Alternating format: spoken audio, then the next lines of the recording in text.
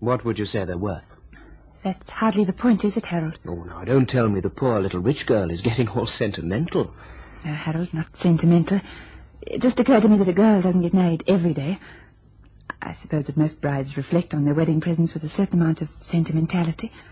It's really the thought behind the gift, not its cash value. Well, that's quite a speech for you. Having regrets? I haven't much say in the matter, have I? So let's forget the whole thing. I'll be back for tea if anyone asks about me. Where are you going? I have an appointment with a man at 33 Half Moon Street.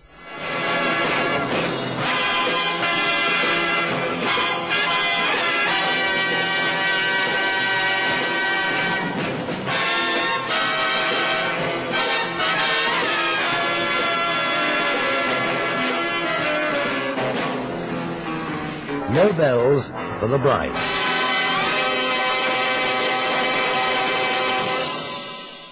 She was a beautiful girl, and her pale, wan expression added to her beauty.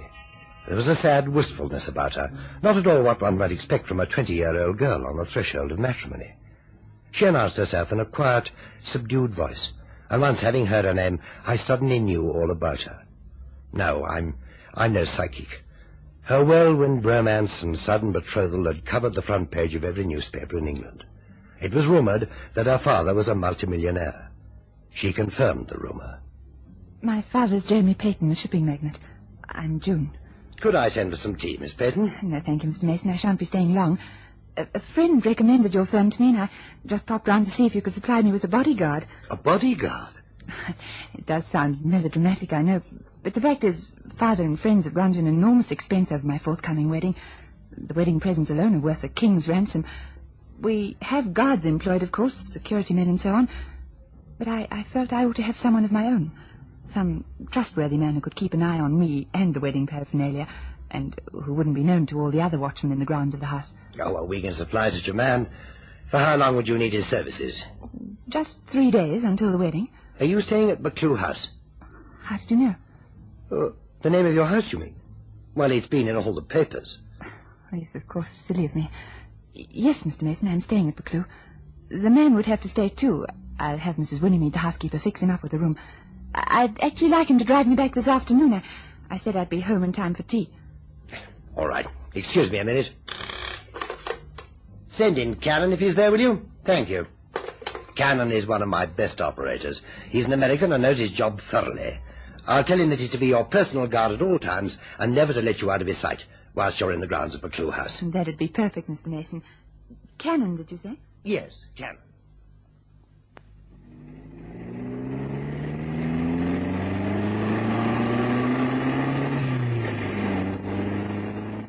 You drive very well, Mr. Cannon. Oh, thank you. That's what the chief says, Miss Peyton. That you drive well? Yeah, that I drive him crazy. Say, you'd better watch it. Watch what? Well, that's the first time you laughed since I got the job as your chaperone. Is it? Oh, dear.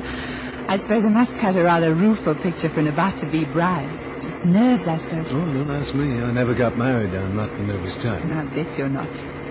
Mr. Mason said a nice thing about you. He did? He said you were one of his best operators. Oh, then my guess is this job's going to take a few days. 3, to be exact. I knew it. Every time the chief gets me out of the way for a few days, he's in a good mood. And that's the only time he's free with his compliments. Snap. I laughed twice. Yes, you're right. I have been a little depressed. I don't know why I'm talking to you like this. You must be terribly bored with my prattle. No, I never get bored in the company of a beautiful lady, even if she is about to walk up the aisle with another guy. You're very nice, Mr. Cannon. And it does help to be able to talk to someone. You know something? Buccleuch is always crowded with people, and yet it's the loneliest place on earth. Mm-hmm. What's he like? This fellow you're getting hitched to. Harold? Oh, well, he's a man about town, you know. Well, sure, you've heard of him. Harold Tyson, polo player, racing driver. No, I'm just not the social type, I guess. Tell me something. How many guests will you have at this wedding? About 1,000. Holy catfish, 1,000? That's some wedding. Now you know why I'm so nervous and highly strung. Do I? It's possible to perceive too much, Mr. Cannon. Okay, I'm back in my place, man. Tell me about this car instead. Haven't you seen one before? Oh, sure, from a distance, but I've never driven in one. It's a Spanzer Landau. Yeah, I know that, but why is the back divided from the front? It's meant to have a chauffeur where you are and any other servant where I am. The passengers sit behind the glass screen. With curtains drawn. Nice and cozy and private. But what happens if they want to give the driver an instruction? They can use the intercom. It's right by your left hand. You mean this thing here? That's right. It's always on talkback, so the passengers can hear you, but you can't hear them. Oh, a sort of butler and footman security switch. Like to see it work? Sure. Well, pull up and I'll get in the back. Okay.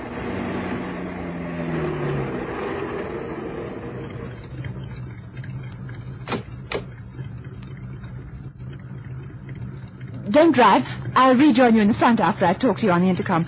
I get claustrophobia shut up in there. Hang on. Cannon, take me for a drive to Fortnum and Mason. Yes, my lady, but could we make it just Fortnum? Mason is my boss's name, and if he saw me now, I'd get fired.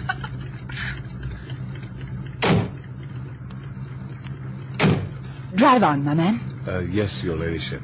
Say, can I open her up on the bypass? Of course. Be careful, it's a very powerful car. I shall be absolutely reckless. After all, I might never get the chance to drive in one of these things again. I think you will, Mr. Cannon. I think you will. Who's that you brought back with you? Another guard. Great Scott, what for? This place has already got more guards than an army barracks. It's a personal guard for me. Serious, June? Well, what on earth do you want a personal guard for? Father thought it might be a good idea. Well, then that's different, of course. Papa's word is law. You don't make any bones about why you're marrying me, do you? Should I? It's one thing to be a cad, quite another to be ill-mannered. Cad? That's a good word. I haven't heard that used since I was sent down from Oxford. Now, what's Papa worried about anyway? Does he think you might be kidnapped and held to ransom? I'm already being held to ransom, Harry. No, don't get all mushy again. Anyway, I can't see that you have much to complain about. In our circle, marriages are usually arranged. And I'm reckoned to be quite an eligible bachelor around London. Yes, aren't you just? Except that I've never even seen most of the places in London that you frequent. You're building up for a row, dear. No, Harold, no row. There's no fight left in me anymore. What's so funny? I was reading the Morning Courier before you came back. You should have seen their leader page. Romance comes to Buccleuch. A long dirge about our wonderful wedding. You know, it occurred to me that writer would have a fit if he saw us now. You should go into the advertising business. You're certainly a great one for publicity. Oh, do you really think so? Well, don't worry too much about it, June, dear. With all the boodle I'll have in 3 days' time, I intend to buy myself a regatta special and race it at Le Mans. It's a very fast car, and I could easily write myself off. So you see, there's every chance that you might be a widow before you're hardly married. You're a sadistic beast. If you'll excuse me, I have a chore to do. There's nothing left to do. I've checked all the wedding presents and had a conference with the reception organizers. I have to show the new guard his duties. Mrs. Winningsmead will have given him his quarters by now. I'd like to show him the grounds. Mind if I come along? I'd rather you didn't. He has a great sense of perception, and he's an outsider. I'd hate anyone to get the idea into their heads that there's no romance at all in our blessed union. The face of an angel and the tongue of a viper. Very well, my dear. If those are your sentiments, I'll adjourn to the billiards room. Your father has a footman with a penchant for snooker. Not quite as good as me. In fact, I've already taken 30 bob off him. You're gambling with the servants now. Oh, well, I might have known. I'll see you for a cocktail before dinner. And what's the name of this private eye of yours? Cannon. Mr. Cannon.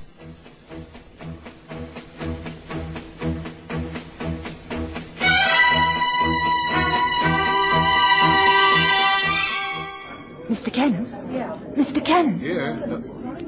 Wow. You really look something. You've said that every day for the last 3 days you've been here. Yeah, but I never saw you in a wedding gown before. Like you, Mr. Cannon, I've never been married before. But what are you doing back here? Aren't you supposed to be with the bridesmaids or something? Yes, I'm going back now, but there's something you must do. Just name it. I want you to get the Spanzer from the garage and take it round to the west gate. You remember that little gate on the other side of the terrace I showed you? I know it, but what do I do for a key? Here. That's the key to the Spencer. And that's the key to the garage. Well, what's all the mystery? No mystery. The police just rang and said the route to the church is jammed with people and that a few hundred marchers are converging on us here. Marchers? There's been a bad strike at one of Father's factories. Well, that's tough on your wedding day, too. Oh, never mind. Uneasy lies the head and all that. Now, you know what you have to do? Sure, get the Spencer and wait by the west gate. But who do I wait for? It's just a precaution. Wait here until you get word from me.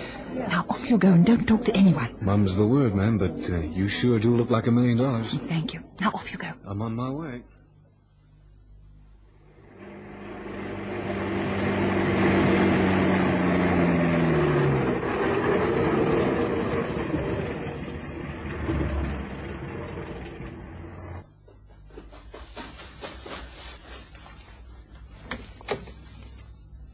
Hey, Miss Brayton, what gives? Why are you here? I'll explain. Just let me get in the back behind the curtains.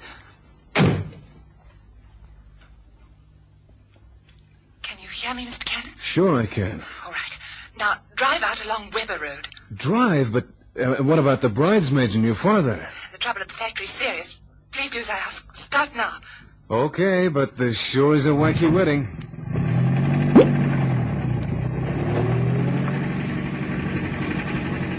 You okay in the back there? Yes. Now you must drive along Weber Road until you come to Smith Street. There you turn right. I'll show you the route when you've got that far. Please hurry, Mr. Cannon. Whatever you say, but that's not the route to the church. I noticed.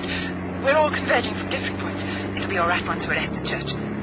Don't you think I should stop and buy some silk ribbon? No jokes now, Mr. Cannon. It's just here that you turn.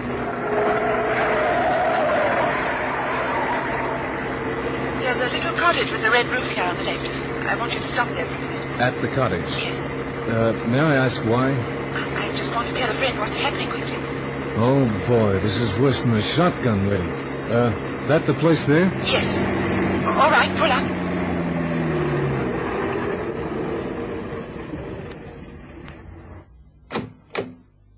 How long will it...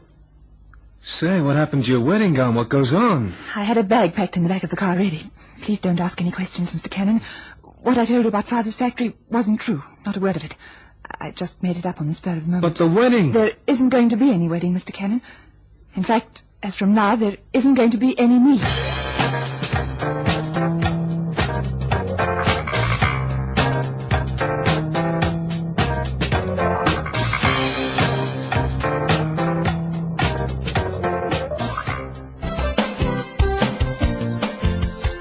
Looking for space to hang and dry your washing? Washline distributors have the solution. Their rotating and fold-down wash lines take up the smallest spaces. Ideal for townhouses, simplexes and balconies at affordable prices. Galvanized or powder-coated and available in 5 different colors. For 24-hour delivery, installation, reliable and friendly service, phone Washline distributors on 011 792 2486. That's 011 792 2486. Wash lines for every space and need. The following classic Springbok Radio commercial comes to you with the courtesy of the Springbok Radio Preservation Society of South Africa. New Pepsodent has Earlium, an amazing discovery that actually polishes teeth so sparkling clean and white, dulling film can't find a hole. Feel the difference with your tongue. You'll wonder where the dullness went when you polish your teeth with Pepsodent. New Pepsodent, the white toothpaste you can feel working. Pepsodent, Pepsodent, Pepsodent.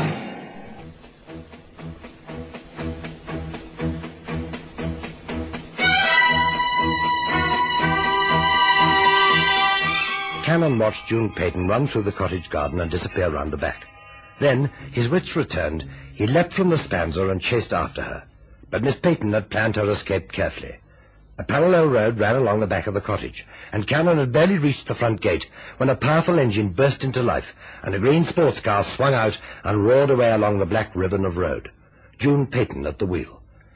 Cannon returned to McClue to pandemonium. What in blazes has happened to the girl? Now, look here, Harold. If you two have some kind of full practical joke, I'll cut you both off without a penny. I'm as bewildered as you are, sir. I've asked the chambermaids if they've seen her, but all they say is the same thing. They haven't. She was dressed in her wedding gown, ready to leave, and that's the last anyone saw of her. Now, look here. The girl just can't disappear into thin air, man. I mean, don't be such a dolt. I don't know what to say, sir. Well, I do. You should never have stayed in McClue last night. It's supposed to be bad luck if the groom spends his pre-marriage night under the same roof. Not that I'm superstitious, but blast it, man. I mean, there are 1,000 people waiting out there, not to mention heaven knows how many of my employees. Why didn't you spend the night at the local tavern? The footman's luck changed. What's that? Well, I didn't bring my checkbook, sir. Checkbook? Oh, what fat lot of use your checkbook would be, even if you brought it. I'll take the riding crop to that girl when I find her. Steady on, sir. Now, don't you argue with me, young fellow. I'll horsewhip you, too. Look, her bodyguard. What's that? That's her personal bodyguard coming across the lawn. What the blazes are you talking about, sir? The personal bodyguard you organized for her, sir. I organized? Personal bodyguard? Have you taken leave of your senses? That man crossing the lawn, sir, his name's Cannon. June told me that you'd engaged his services as a personal bodyguard to her. I did no such thing. You didn't? I said so, didn't I? Then why did... Excuse me, sir. Cannon? Cannon, over here. I have a nasty feeling that we're about to get to the bottom of this mystery, sir. Mr. Tyson? Where's Miss Peyton? She's gone. Gone? Where? Well, search me. What is this fellow talking about, This Harold? is Mr. Jeremy Peyton, the bride's father. How do you do, sir? Who are you? Well, the name's Cannon of Assignments Unlimited. I was engaged as a personal bodyguard to Miss Peyton. Oh, you were you? And who engaged you, may I ask? Miss Peyton herself. Harold, get the police. Have this man locked up. Just a moment, sir. Look, do you mind if I have a word with Cannon in private? What for? Well, I think it might be better for all concerned. I might be able to clear this up with him and even find June. Look, then hurry up, young man, and be quick. And if I've been made a fool of, you'll rue the day, all of you. Over here, Cannon. All right. What happened? Well, Miss Peyton asked me to bring the Spanzer round to the West Gate. I did, and she arrived in her wedding gown alone.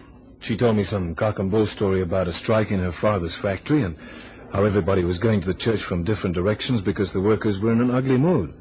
Well, I saw no reason to disbelieve her. I'm employed by her anyway. So we drove off to a cottage off Smith Street. Red Roof? Yeah. Then what happened? Well, she traveled in the back with the curtains drawn. When we got to the cottage, she changed into day clothes. She ran through the cottage garden and drove off in a sports car. What color sports car? Green. Oh, it's hers. So the bride ran out on me. Well, here's one for the books. I just can't wait to see old Peyton's face when he finds out. 1,000 guests. You're, not concerned about the young lady? Of course I'm concerned. They'd be impertinent. Well, don't you either. I'm not in your employ, buddy, and from what I've seen since I've been walking on the lawns of Buccleuch, I'd just as soon punch you on the nose as look at you. Fair enough. I might take you up on that one day, but not now. Look, Cannon, I'll go and break the news to the old man, and when he's recovered from his apoplexy, I'll join you in the billiard room for a drink. Why? Well, the girl ran out on me. I want to know why. Conceit seems to be your strong point. I don't mean that, you fool. If she didn't want to marry me, why didn't she say so in the first place? Why go to all this trouble and then run out on me on the last minute? And she didn't do it on the spur of the moment in a fit of nerves. She planned it. She planned it very carefully. Do you know that she told me her father had engaged you as a bodyguard? You don't say. I do say. Can you imagine what this will mean? The old man will cut her off without a penny. He'll be fit to do murder. Well, she must have known, so that she's deliberately committed economic suicide. Well, it sounds crazy to me, too, Tyson, but this is where I came in, and this is where I move right out. No, it's not. You failed in your duty. I did no such thing. You did. You were engaged as her bodyguard. All right. Where's the body?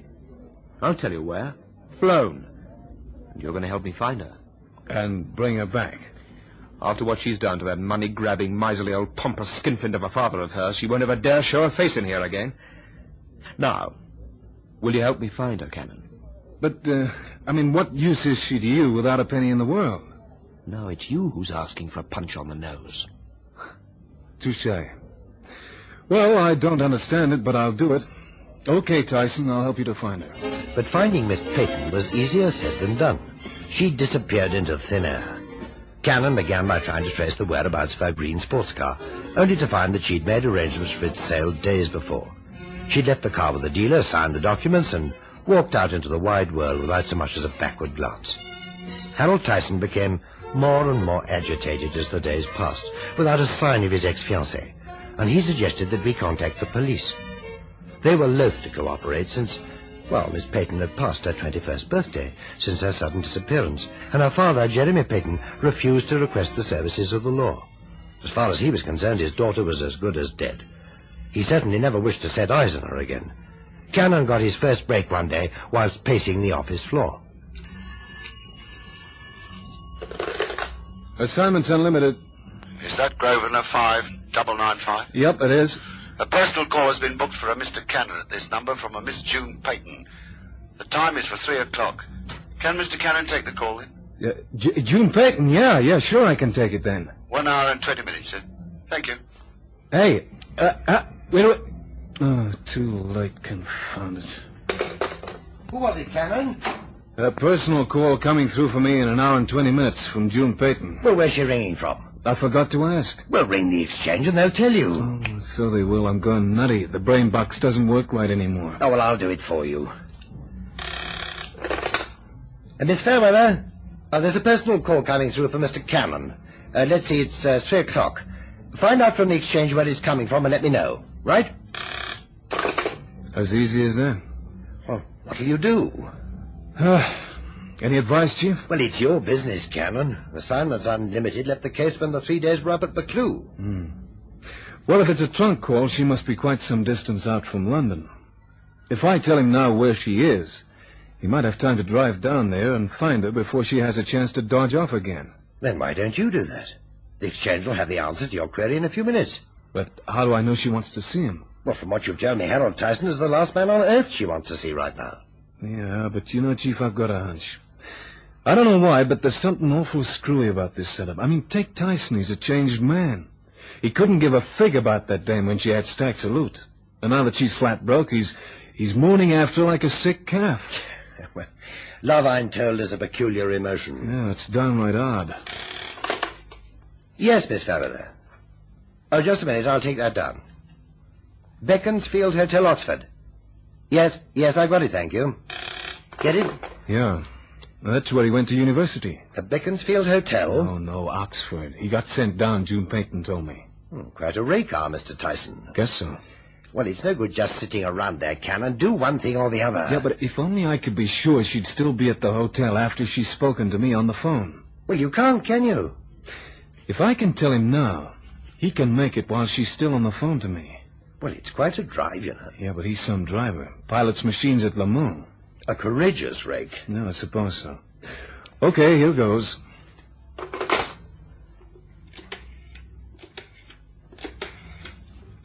One, 2, 3, 6.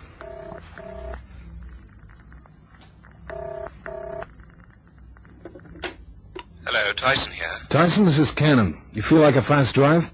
Where to? On your own to the Beaconsfield Hotel, Oxford. Can you make it in under an hour? With wings. Then sew on some feathers, Sonny. That's where June Peyton is. Assignments Unlimited. Is that Grosvenor 5995? Yep, Cannon speaking. Your call to Oxford. Speak up, please. Thank you. Hello? Mr. Cannon? Hi. Where have you been all my life? I just had to ring you to explain. I felt it was rather a dirty trick running out on you like that. Can you forgive me? Well, there's nothing to forgive. I just wondered why you did it. So does Harold Tyson. He was only interested in me for my money. Yeah, was is right. No more. Now that you're broke, he's only interested in you for you. How can you be sure? Well, take a look behind you. So long, Miss Peyton. Oh, and by the way, if you and Harry want to know how to make an honest buck, might I suggest that you take up novel writing and get him to act as your publicity agent? Novels? You're a great girl, Junie, but you're also the biggest liar I ever met. You see, June Peyton was in love with Harold Tyson all the time, and he with her. The barrier between them was the fabulous wealth of her father.